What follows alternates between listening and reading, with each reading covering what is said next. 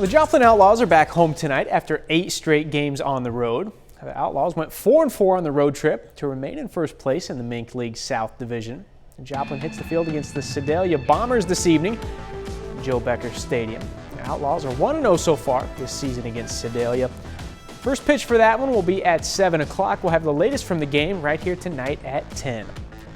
Well, Fort Scott High School has a new boys basketball head coach. Former Parsons head coach Mike Kroll will take over the Tigers program this season.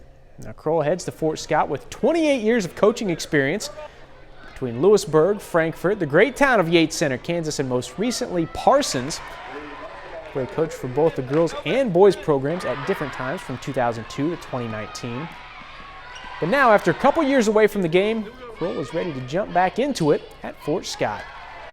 People would ask me if I missed it. I always said, well, if I missed it, I would have never gotten out of it. But, I talked to Coach Della Torre when that job opened, it's sort of like you just said, the fire sort of came back, and it came back even stronger over the summer. And I never thought, May the 20th that I'd be sitting here talking about being the head basketball coach at Fort Scott High School. But I'm sort of anxious and really eager to get going.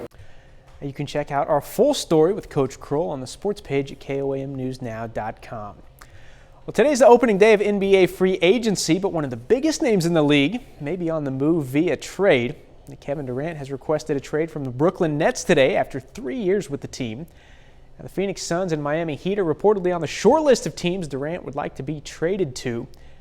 Durant is a 2-time NBA champion, 2-time Finals MVP, and a 12-time NBA All-Star.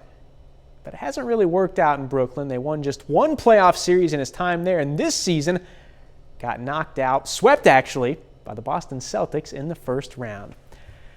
Finally, big college football news today. USC and UCLA are planning to leave the Pac-12 for the Big Ten Conference. Doesn't really make sense geographically, but whatever. Everybody's going to make a lot of money, so that's how it goes. The two schools could begin competing in the Big Ten as early as 2024.